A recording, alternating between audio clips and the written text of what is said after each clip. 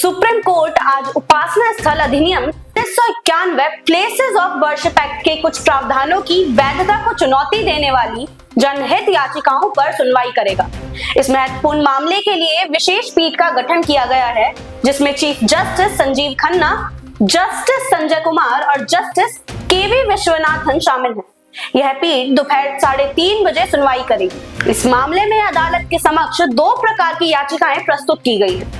कुछ याचिकाएं इस अधिनियम के प्रावधानों को चुनौती देती हैं, तो कुछ इसे समर्थन देने और निर्देश जारी करने की मांग करती हैं। अधिनियम की धारा 2, 3 और 4 को असंवैधानिक ठहराने की मांग वाली याचिकाओं में कहा गया है कि ये प्रावधान धार्मिक स्थलों को पुनः प्राप्त करने के लिए न्यायिक उपचार के अधिकार को बाधित करते हैं। इस अधिनियम को चुनौती देने वाले मामलों में 6 याचिकाएं शामिल हैं, जिनमें प्रमुख याचिका अधिवक्ता अश्विनी उपाध्याय ने दायर की है। याचिका में दावा किया गया है कि उपासना स्थल विशेष प्रावधान अधिनियम 1991 धार्मिक स्वतंत्रता और न्याय तक पहुंच के मौलिक अधिकारों का उल्लंघन करता है। वहीं पूर्व राज्यसभा सांसद सुब्रमण्यम स्वामी ने याचिका में कहा है कि शीर्ष अदालत को इन प्रावधानों को पढ़ने की आवश्यकता है, ताकि हिंदू समुदाय वाराणसी स्थित ज्ञानवापी मस्जिद और मथुरा स्थित शाही ईदगाह मस्जिद पर दावा कर सके। यह सुनवाई ज्ञानवापी मस्जिद, शाही ईदगाह मस्जिद और संभल की शाही जामा मस्जिद से संबंधित मुख्य पृष्ठभूमि में हो रही है। याचिकाओं में दावा किया गया है कि ये मस्जिदें प्राचीन मंदिरों को ध्वस्त कर बनाई गई थी और हिंदू समुदाय को यहाँ पूजा अर्चना की अनुमति मिलनी चाहिए।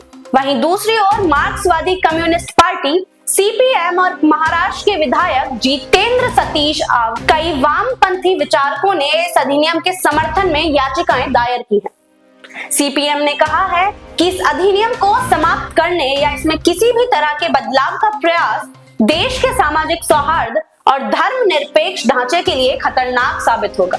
उपासना स्थल अधिनियम के समर्थन में 17 प्रमुख हस्तियों ने भी याचिकाएं दायर की हैं। इन याचिकाओं में पुरुषोत्तम अग्रवाल, रोमिला थापर, नीलाद्री भट्टाचार्य, जया मेनन और सुप्रिया वर्मा जैसे प्रमुख नाम शामिल हैं।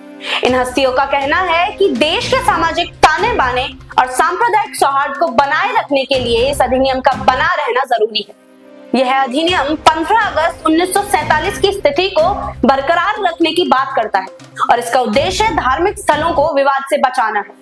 अब सुप्रीम कोर्ट के समक्ष यह देखना होगा कि वह इन याचिकाओं पर क्या निर्णय लेती है और क्या उपासना स्थल अधिनियम की वैधता पर कोई प्रभाव पड़ता है। अभी के लिए बस इतना ही। जुड़े रहिए हमारे साथ, देखते रहिए डियर इंडिया टीवी। धन्यवाद।